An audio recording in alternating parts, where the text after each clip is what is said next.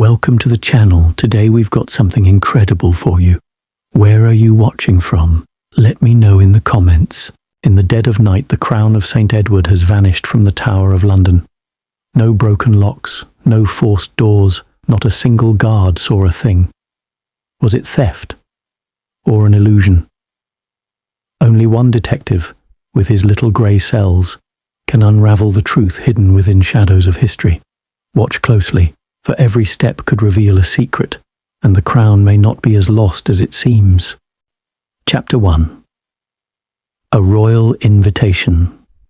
London lay beneath a blanket of morning fog, the kind that dulled the city's noise into a distant hum and gave the streets a ghostly stillness. In his neat little apartment, Hercule Poirot sat comfortably, a steaming cup of hot chocolate in his hand. The room reflected his character, immaculate, every book aligned, every surface spotless, every object in perfect symmetry. A sharp knock broke the silence. Poirot looked up, his sharp eyes narrowing ever so slightly. "Entrez," he called. At the door stood a postman, holding a thick envelope sealed with gold. The crest of Buckingham Palace glimmered faintly in the light. Poirot rose with calm precision, took the letter, and examined the seal. With delicate fingers, he broke it open. Inside was a single sheet of heavy parchment. The ink was still fresh, as though written in haste. "Monsieur Poirot, Her Majesty commands your presence at the Tower of London without delay. A matter of grave secrecy surrounds the crown jewels. Your discretion and your famed judgment are required." Sir Reginald Blake, private secretary to the Queen. Poirot's moustache twitched, the corners lifting with a faint smile. Ah, the crown jewels. So dazzling, so priceless, yet so very dangerous. Where history and greed entwine, mon ami, crime is never far behind. He crossed to the window, peering out into the grey haze of London. The ancient towers of the city loomed faintly through the fog, their silhouettes like watchful guardians. The air was unnaturally still, as though the city itself held its breath. Drawing out his small pocket watch, Poirot checked the time with precision, then nodded to himself. "Bien. The journey begins. This is not merely a theft in waiting, it is an affair of honour. And when honour is at stake, the criminal grows more desperate, more bold." Poirot placed the letter carefully on his desk, donned his fine hat, straightened his immaculate coat, and took up his polished cane. Yet as he stepped out into the cold London air, a shiver passed through him, not of the chill but of something unseen. The fog wrapped itself around the cobbled streets, and somewhere within it, Poirot knew, the shadow of a great crime was already waiting. Chapter 2. The Gathering at the Tower. The Tower of London, ancient and solemn, rose through the drifting fog like a fortress out of legend. Its grey walls seemed to hold centuries of secrets, and on this particular day, its stones bore silent witness to a gathering most unusual. Hercule Poirot arrived in a polished motor car, his coat buttoned neatly, his moustache gleaming with immaculate pride. As he stepped through the great gates, the echo of his shoes on the cobbles rang like a measured drumbeat, steady and calm against the hush of the morning. Soldiers saluted, their rifles at the ready, and Poirot nodded with quiet dignity. Inside the jewel house, the crown jewels rested in their gleaming cases, dazzling even in the subdued light. Their presence commanded silence, almost reverence. Yet to Poirot's discerning eye, the jewels did not merely sparkle with beauty, they glimmered with temptation, danger, and the weight of history itself. Gathered in the chamber were those entrusted, or perhaps entangled, with the task at hand. Sir Reginald Blake, the Queen's private secretary, tall and grave, his face carved in lines of duty. He stood with the rigid posture of a man who carried the weight of a nation's trust. Lady Arabella Sinclair, draped in silks, her beauty undeniable, her smile faintly mischievous. Her eyes wandered too freely across the room, lingering on jewels, lingering on people. Lord Whitmore, a nobleman of fading fortune, his fine clothes masking a weariness in his eyes. A hint of desperation clung to him, like perfume worn too long. Inspector Jameson of Scotland Yard, sharp-eyed and cautious, standing slightly apart, as though mistrust were his natural companion. And finally, Captain Lyle, the officer charged with guarding the regalia. His uniform was flawless, his medals shone, but beneath his proud exterior lay a shadow of unease. Poirot's gaze moved slowly from one face to another, his mind already at work. Each individual stood like a chess piece upon the board, some noble, some dangerous, all capable of unexpected moves. Sir Reginald spoke first, his voice steady, echoing faintly off the stone walls. "Gentlemen, and Lady Arabella, you have been summoned because the jewels must be prepared for inspection before the coronation, yet there are whispers of a plot. Her Majesty has entrusted us with their safety, and Monsieur Poirot has been called to ensure it." A murmur passed through the group. Lady Arabella gave a soft laugh, too light for the gravity of the moment. Lord Whitmore shifted uncomfortably, his gloved hands fidgeting. Inspector Jameson's eyes never left Poirot, as though testing him in silence. Captain Lyle's jaw tightened, as though his honour itself had been challenged. Poirot cleared his throat gently, the sound polite yet commanding. "My friends," he said softly, his accent curling through the chamber, "let us not be deceived by beauty and gold. The jewels may shine like the stars, but it is in the shadows where the danger truly lies. Already I sense une petite tension." The company fell silent. For a heartbeat, the only sound was the muffled call of a raven outside the tower walls. Poirot folded his hands neatly behind his back and allowed a small, knowing smile. The stage is set. Now we wait for the crime that will surely come. And as the jewels glittered silently in their cases, it seemed almost as though they were listening, waiting too. Chapter 3. The Vanishing Treasure. The evening at the tower stretched long and heavy, the fog pressing against the ancient stone walls like a shroud. Within the jewel house, the crown of St. Edward glowed under its glass case, majestic, solemn, untouchable. Guards stood rigid at their posts, their eyes sharp, their rifles gleaming.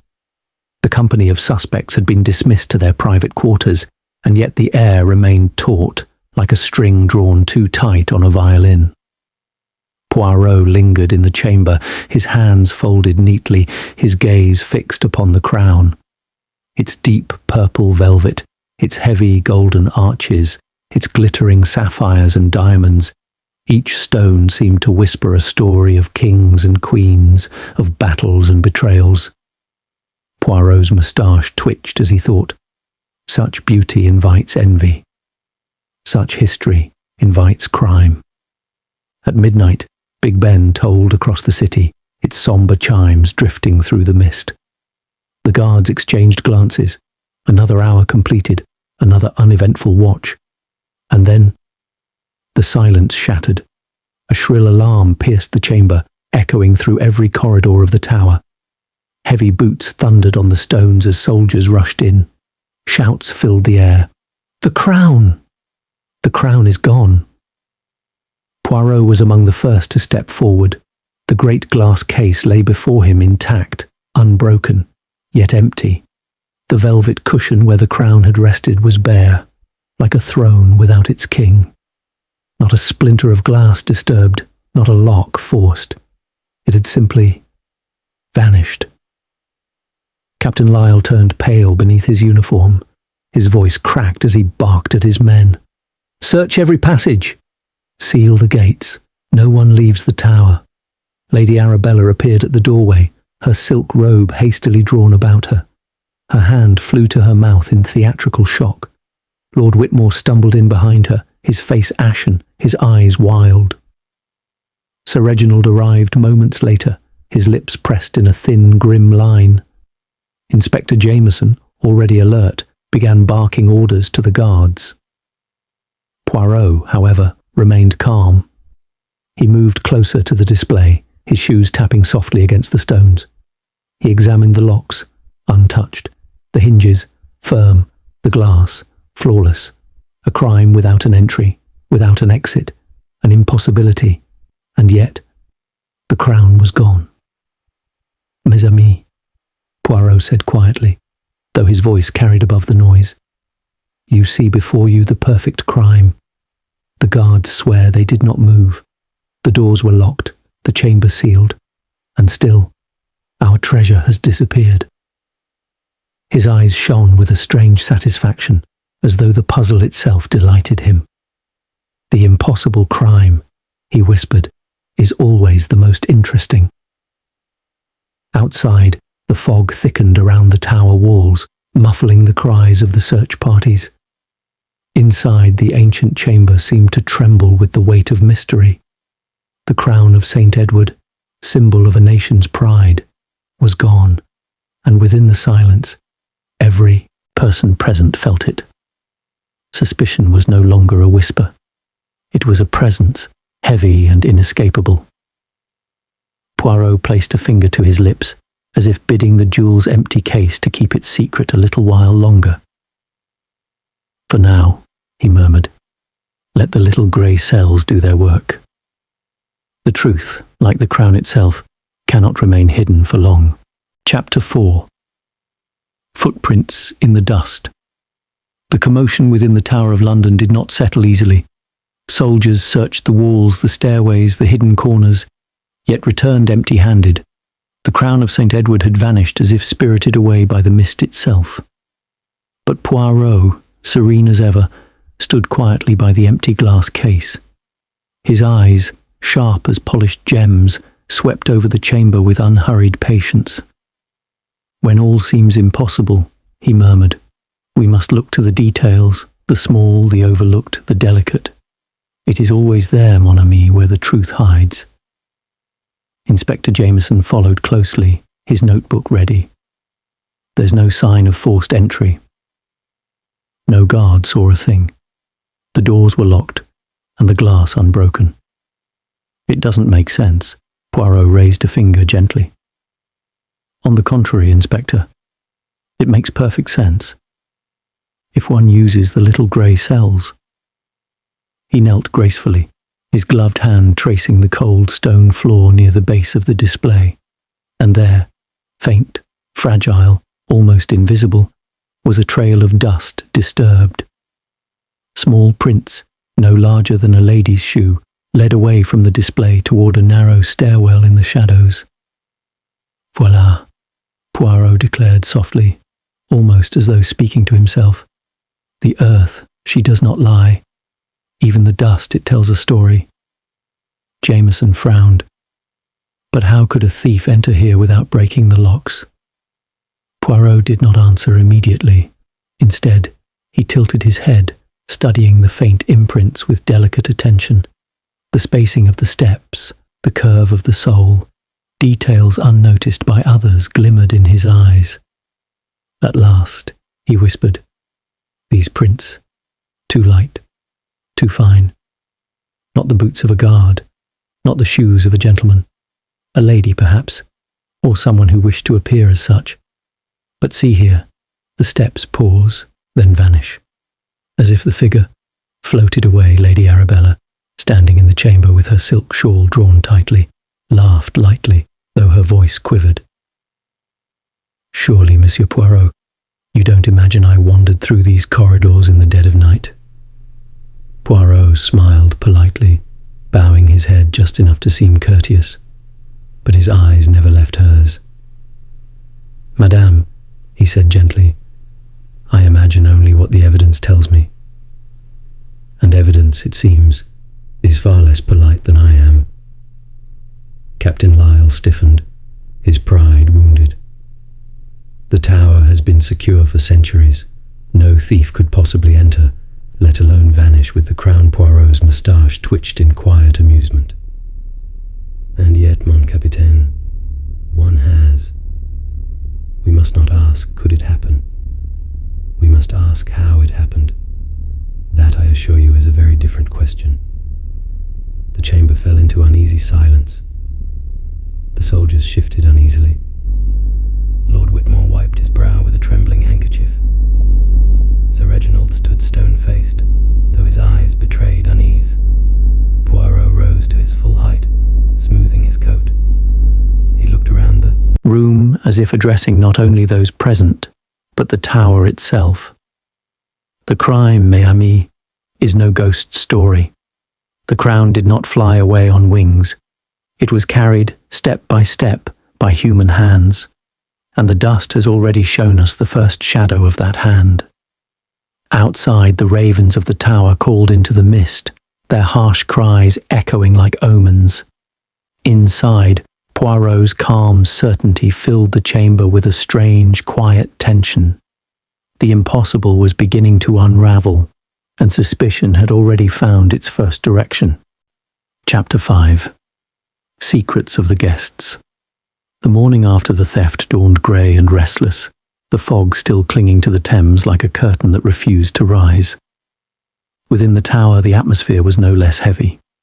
The crown of St. Edward remained missing, and suspicion hung in the air thicker than the mist outside. Hercule Poirot convened the company in a stone-walled chamber, its torches flickering against the damp walls. Each face before him carried its own shadow, its own burden.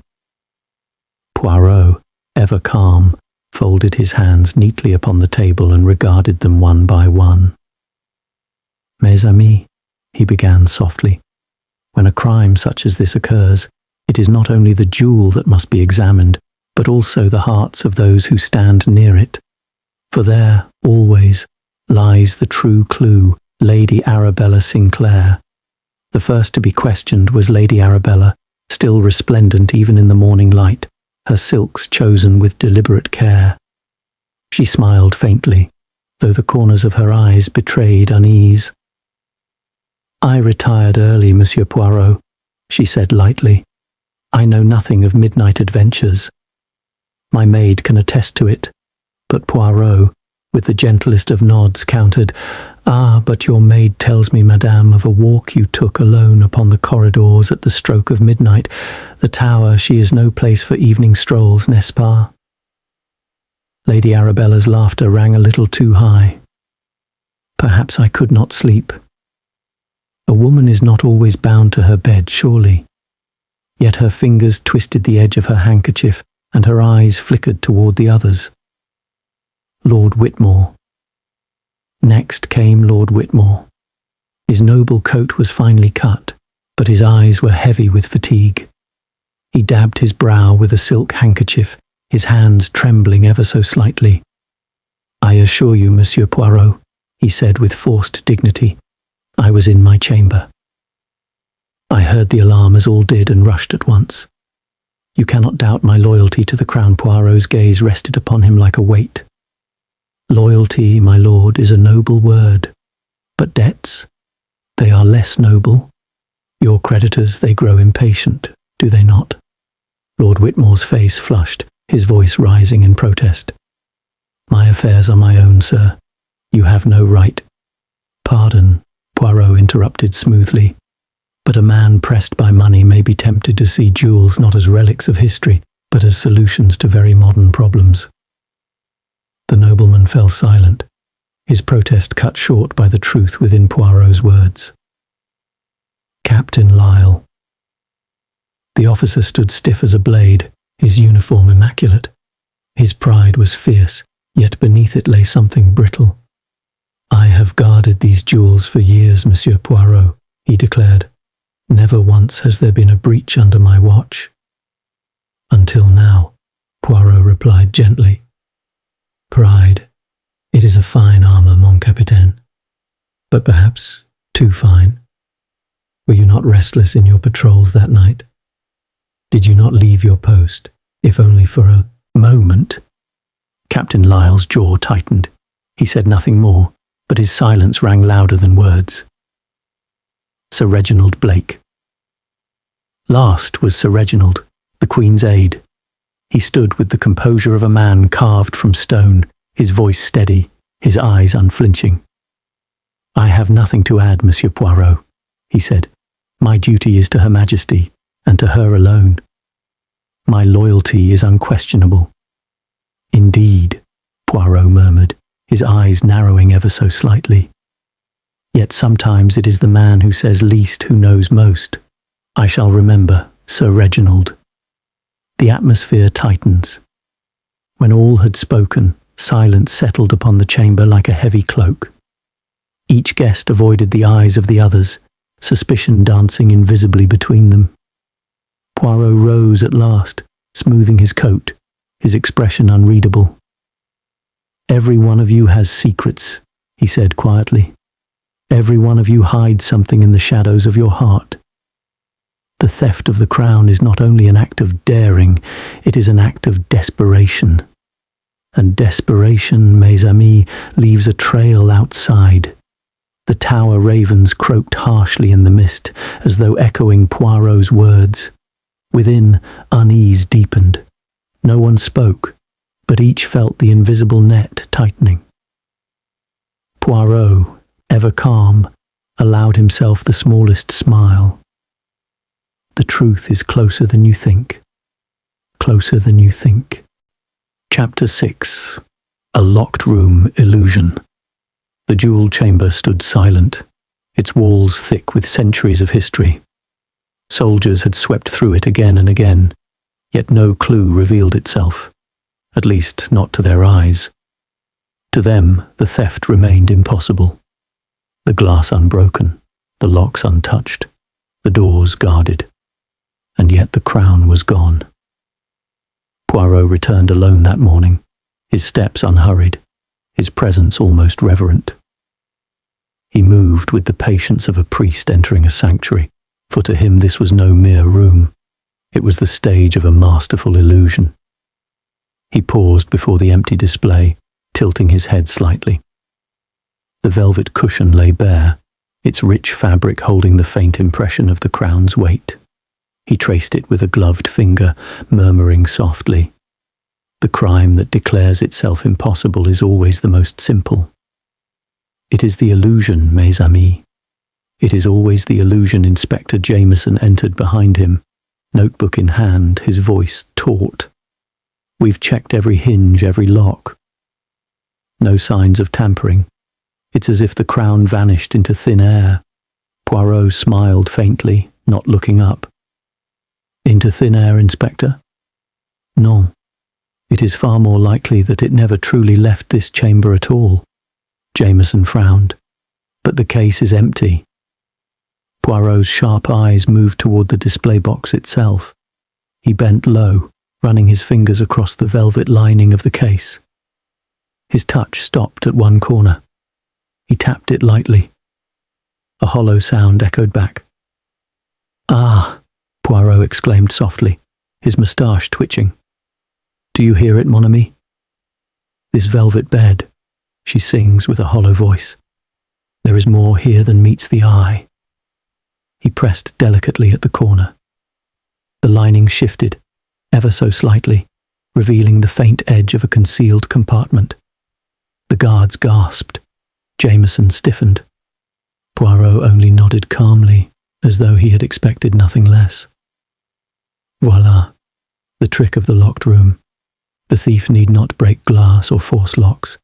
Instead, one hides the jewel in plain sight. A magician's sleight of hand, yes? The audience sees emptiness, but beneath the stage lies the truth. Jameson's voice dropped to a whisper. "You mean, the crown is still here?" Poirot did not answer directly. He let the silence stretch, his finger still resting on the secret panel. His eyes flicked toward the door, where Lady Arabella and Lord Whitmore lingered, watching with pale faces.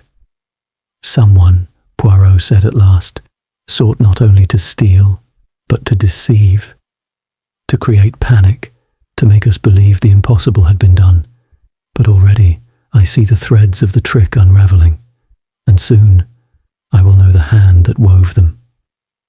He stepped back, leaving the panel untouched for now. His little grey cells required not only evidence but timing, and Hercule Poirot always chose his moment with care. The chamber felt colder now, the very air heavy with tension. The empty case seemed to mock them, holding not absence but a secret waiting to be unveiled. And in that silence the impossible crime no longer felt impossible. It felt like a game, a dangerous performance, and Poirot had just glimpsed the hidden stagecraft behind the curtain. Chapter 7. Whispers at Midnight. The Tower of London slept uneasily that night. The mist had thickened, curling around the old stones like a living thing, and the moon, half hidden, cast a pale light over the battlements. Inside, torches burned low, their flames swaying as though they too were restless. Hercule Poirot had made his decision.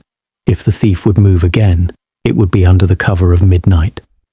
Thus, with Inspector Jameson's discreet cooperation, he set a silent watch. The guards were doubled, but unseen in the shadows of a narrow passage, Poirot himself stood waiting, still, patient, his sharp eyes alert beneath the brim of his hat. The chamber of the crown jewels lay silent behind its doors. All seemed calm. And yet, Poirot's instincts whispered otherwise. He had not lived his life chasing shadows, but he knew when shadows concealed truth. The bells of midnight began to toll, each chime echoing like a heartbeat. Softly, footsteps approached. Not the heavy stride of a soldier, but a lighter tread, hesitant, careful. A figure emerged into the dim corridor. Lady Arabella, her silken gown gliding in the gloom like liquid silver. She moved quickly, her face pale, her eyes darting nervously toward the jewel chamber. Poirot's moustache twitched ever so slightly. He did not reveal himself. Instead, he watched. But before Lady Arabella could reach the chamber door, another figure slipped from the shadows. Lord Whitmore. His voice, low and desperate, reached Poirot's keen ears. "Arabella, you must help me," Whitmore whispered. His hands trembled as he reached for her arm. "The debts, they will destroy me. If we fail now, I am ruined. Do you understand?" Ruined Lady Arabella pulled her arm away, her eyes flashing. "Quiet, you fool. Do you want the whole tower to hear? You were meant to wait. Now you risk everything." Her words were sharp, but beneath them trembled fear. She glanced toward the jewel chamber again, as though something inside called to her. Poirot leaned closer from his hiding place, every word sharpening the puzzle in his mind. The pieces were moving, the actors revealing themselves at last. Lord Whitmore's voice broke, thick with panic. "If we are discovered, it is my name that will be destroyed, not yours. You must stand with me, Arabella. If not for me, then for yourself." Lady Arabella hissed back, her voice a razor in the dark. "Be silent. This is not the moment. We wait until the morning. Do you hear me?" The morning. The two figures froze as the sound of a guard's boots echoed distantly down the corridor. Then, in silence, they melted back into the shadows, vanishing into separate stairwells. From his hidden vantage, Poirot allowed himself a small, satisfied breath. His suspicions had found their first true confirmation. Secrets were no longer hidden. They had begun to speak aloud, in whispers born of desperation. "Ah," he murmured softly to himself. "Already the mask slips. A partnership, a plot, but who holds the true design? That, mes amis, I shall yet see above." The tower ravens cried once more, their voices harsh against the misty sky. It was as though even the night itself had listened and carried the whispers away into the darkness. Chapter 8. Poirot lays his trap. The following morning dawned cold and pale, the tower wrapped in mist like a shroud. The soldiers were weary, the officials tense, but Poirot was immaculate as ever, his moustache gleaming, his shoes polished to perfection. He walked into the great hall of the tower with the quiet confidence of a man who already knew the end of the play. Upon the long oak table rested the empty display case, velvet cushion bare. To the others it mocked them, a symbol of failure. To Poirot, it was a stage waiting for its final act. He gestured calmly for the company to gather, Lady Arabella, restless but poised, Lord Whitmore pale and trembling, Captain Lyle stiff with shame, Sir Reginald Blake silent and cold, and Inspector Jameson watchful at his side. The air was heavy, every eye fixed upon the little Belgian who seemed to command the very stones with his stillness. Poirot began softly, his voice gentle, almost soothing. Mes amis, last night I kept a silent vigil, and what did I see? Not phantoms, not shadows, but people, flesh and blood. The whisperings of the guilty are often more revealing than their actions. I tell you now, the crown of St. Edward was never stolen away from this tower. No thief slipped past the guards, no burglar broke the locks. Non, non, the crown has been here, all along. Gasps filled the chamber. Lady Arabella's hand flew to her throat. Lord Whitmore gripped the edge of the table as though to steady himself. Poirot's eyes twinkled. He moved to the display case, bending low with almost exaggerated grace. With a delicate press of his fingers against the velvet lining, there was a faint click. Slowly, deliberately, he lifted a hidden panel from the base, and there, glittering in the morning light, lay the crown of St. Edward, its jewels blazing as though mocking those who had doubted. A collective breath rushed through the room. Inspector Jameson exclaimed, "Good Lord!" Captain Lyle staggered back a step, his pride collapsing with the sight. But Poirot did not look at them. Instead he turned, his gaze falling first upon Lady Arabella. "It was you, madame, who sought to deceive. You who knew of this hidden chamber, you who dared to conceal the crown where none would think to search. And you, Lord Whitmore, were her partner, the desperate noble entangled in debts, who saw salvation in stolen jewels." Lady Arabella's composure cracked. Her eyes darted wildly, her lips parted as if to speak, but no words came. Whitmore's shoulders sagged, his face ashen. Poirot straightened, his voice still calm, almost kind, but implacable. "You sought to create the illusion of an impossible theft, to sow panic, to gain time, to prepare your escape. But alas, illusion, it cannot endure forever. It crumbles beneath the smallest detail, the faintest footprint in the dust, the whispered word in the night. You see, the little grey cells." He tapped his temple lightly. "They never lie." The hall was silent, but for the corps of ravens outside the tower walls, their cries echoing like judgment. Poirot replaced the crown gently upon its cushion, his movements as precise as a surgeon. Then he turned back to his silent audience and smiled, a soft, knowing smile. "And thus, mes amis, the game draws to its close." But the final unmasking, that comes next. Chapter 9. The unmasking of the culprit. The great hall of the tower fell into silence. The crown of St. Edward, gleaming once more upon its velvet bed, seemed almost alive, its jewels catching the light as though in triumph. All eyes turned to Hercule Poirot, who stood calm and composed, hands folded neatly before him. "Mes amis," he began softly, his voice gentle yet carrying to every corner. "We are now at the end of our little performance. The actors have played their parts. The curtain is ready to fall. But first, we must reveal the true nature of the play." He turned slowly, his eyes moving from face to face, studying them as if reading from an open book. The web of deceit. Lady Arabella, he said, bowing his head slightly. You are clever, oui. You knew of the secret compartment, passed down through whispered tales of the tower. You used it, seeking to create the illusion of theft, so that suspicion might fall upon others while you waited to spirit the crown away. But you, madame, are not alone in this drama. Arabella's lips trembled, but she forced a defiant smile. You have no proof, Monsieur Poirot. Ah, but I have, Poirot replied, his voice as smooth as silk. The footprints in the dust, too small for a man, too light for a soldier, betrayed your presence. The maid's testimony confirmed your midnight wanderings, and last night I myself observed you slipping toward the chamber as the clock struck 12. Proof, madame, is plentiful. Her shoulders sagged, the defiance fading from her eyes. Poirot turned now to Lord Whitmore, his gaze sharp as a blade.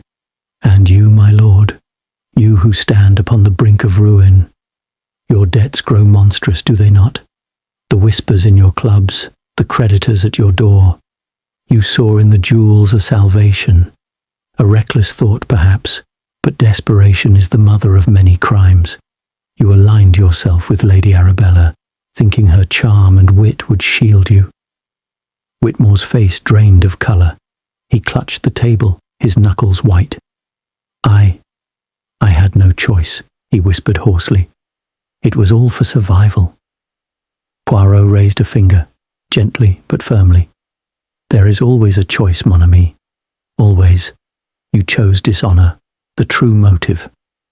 The company stirred uneasily. Captain Lyle looked stricken, his pride wounded, his eyes cast down. Sir Reginald remained silent, a mask of composure, though his lips were tight. Inspector Jameson scribbled furiously, his expression one of grim satisfaction.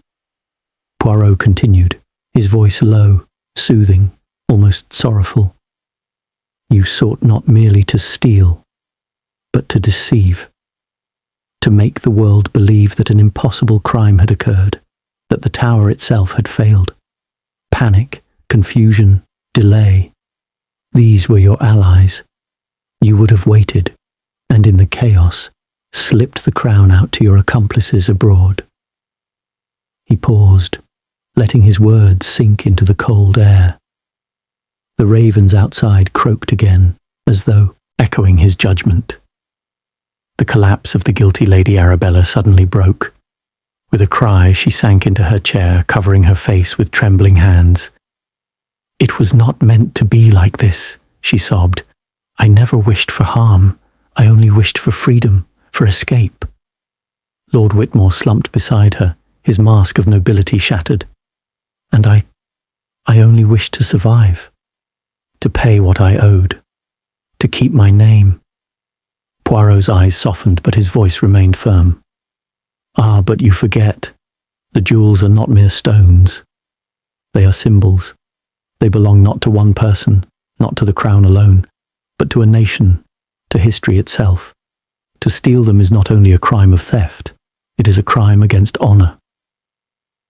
The chamber fell into utter silence. Lady Arabella wept quietly. Lord Whitmore stared at the floor, broken. The others looked on, shaken by the calm weight of Poirot's words. Poirot's calm triumph. Poirot adjusted his cuffs with delicate precision, his moustache gleaming as he offered his final words. And so, mes amis, the riddle is solved. The impossible theft was but an illusion. The crown never left this chamber. The guilty sought to play a trick upon us, but in the end it is always the same. The little grey cells, they see through every trick, every shadow, every lie. He bowed his head, as though offering a prayer over the jewels. The crown of St. Edward remains. Justice will follow. And Poirot, he rests content. Chapter 10. Order restored.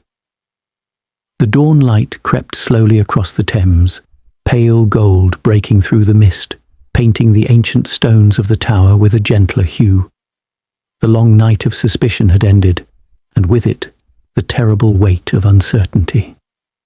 Inside the jewel house, the crown of St. Edward gleamed once more upon its velvet cushion, untouched now by deceit, restored to the dignity of its place.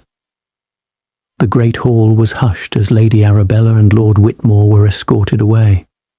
Their faces were drawn and pale, no longer proud figures of society but weary shadows, burdened by the choices they had made. The echo of their footsteps faded, leaving behind only the quiet, solemn air of justice fulfilled. Inspector Jameson snapped his notebook shut with satisfaction. "A remarkable piece of work, Monsieur Poirot.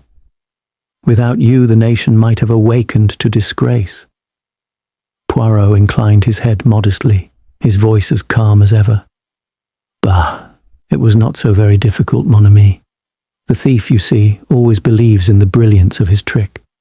But the trick, it always crumbles, for dust leaves a print, a word slips at midnight, a compartment speaks with a hollow note. Small things, always small things. The little grey cells. They need only these to unravel the grandest illusion." Captain Lyle stood stiffly, shame carved into every line of his face. "I failed my duty, Monsieur Poirot. I should have seen, should have known." Poirot raised a hand gently. "Non, mon capitaine. You did not fail. You were deceived, as all were meant to be. Pride is a dangerous armour, yes, but honour, you still hold it. Let the lesson be not one of failure, but of vigilance." Sir Reginald, grave and dignified, bowed deeply. "Her Majesty will be most grateful. You have preserved not only the jewels, Monsieur Poirot, but the honour of the crown itself." Poirot's moustache twitched with satisfaction. "Mais oui, but let us not forget, honour is not held in jewels alone. It is in the hearts of men, and it is in truth. Today, both have been preserved. A gentle ending." Later, as Poirot stepped outside the tower gates, the mist began to lift. The ravens still circled, their cries sharp in the morning air, but the city was waking, the river alive with movement once more. Poirot paused, breathing in the cool air, the London skyline emerging beyond the fog. A small smile curved his lips, calm and content. He tapped his cane lightly against the stones and whispered to himself, "Another puzzle, neatly tied. Another illusion, broken, and so, order is restored."